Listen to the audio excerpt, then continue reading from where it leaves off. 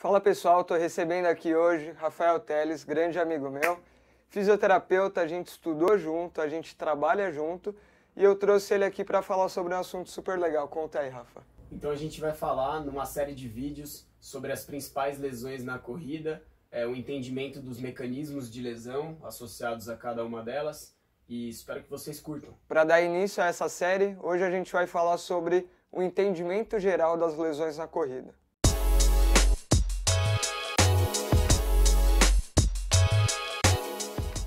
Basicamente a força-peso, então, a gravidade vai estar puxando o nosso peso para baixo, a gente tem que contrapor essa força através da força de reação do solo, e isso quem faz...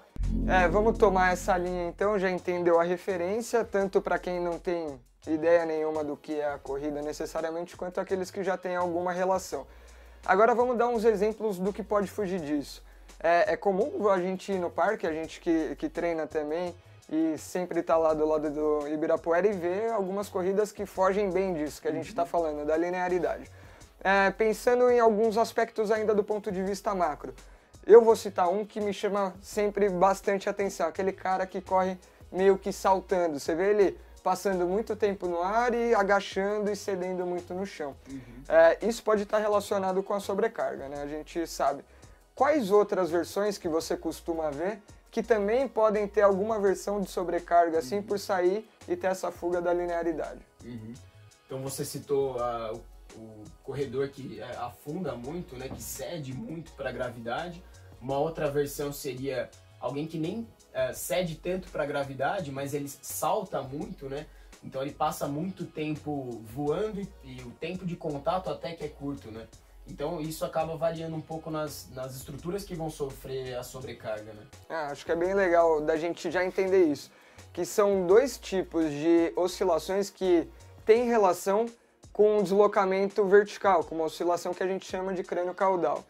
E nem por ser um tipo de oscilação semelhante, a carga é a mesma para os mesmos tecidos. Nesse corredor que eu falei, por exemplo, se ele tem aquele aspecto um pouco mais despencado, aquele cara que corre cedendo mesmo, batendo o pé contra a gravidade. E a gente tem pouca fase excêntrica, O cara que sai da posição alta para a posição baixa numa velocidade muito alta, Sim, e com isso ele acaba meio que compactando mesmo contra o chão, ele cede demais, afunda.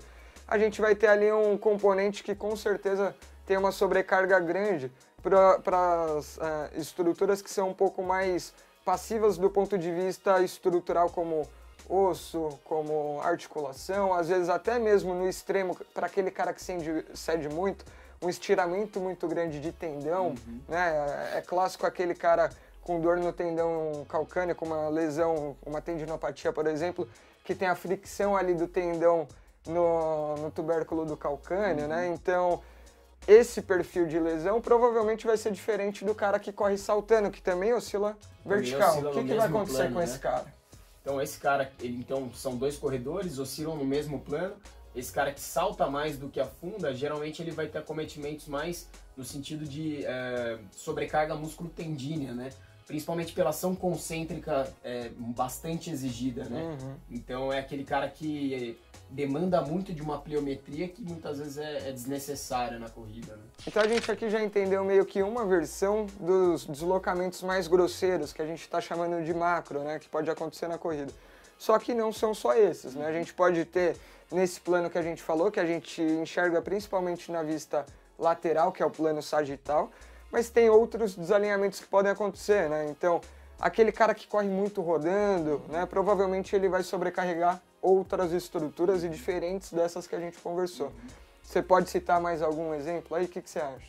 Então, como você citou, os balanços, por exemplo, laterais e rotacionais, a gente imaginando um pouco como que essa carga vai ser dissipada em cada apoio, a gente vai estar pensando principalmente no acometimento de estruturas mais laterais ou mais mediais por conta desses balanços, Então a gente pode citar, por exemplo, o atrito da banda iliotibial, uma dor clássica, bem prevalente na população de corredores na lateral do joelho, dentre outras lesões, E para fechar esse ponto ainda, pensando das sobrecargas, o que eu acho que vale a pena frisar é que um mesmo padrão de corrida, às vezes ele não vai gerar um tipo e uma característica específica de sobrecarga e com isso um único tipo de lesão. Porque assim, às vezes fica, a pessoa pronou o pé, então ela vai ter tal coisa, e não necessariamente. Por quê?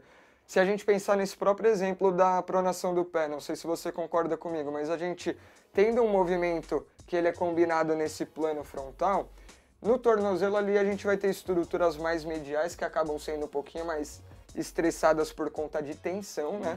Então se a gente pega tendões e músculos dessa região, fáscia plantar, eles acabam recebendo um pouquinho desse puxão. Enquanto a carga mais compressiva, aquela carga lá de apertamento, se a gente pensar ali na relação do tornozelo mesmo, em estruturas como maléolo lateral, um pouco ali do talos, eles vão receber um pouco mais de carga compressiva. Então é daí que eu acho que a gente consegue imaginar que, pô, um mesmo desalinhamento dentro da articulação, ele pode gerar sobrecargas e dores e queixas diferentes, né? Você acha que isso também acontece a nível de outras articulações? Eu citei o tornozelo, mas, por exemplo, um desalinhamento no tornozelo pode estar combinado com uma outra sobrecarga mais acima? Geralmente sim, né?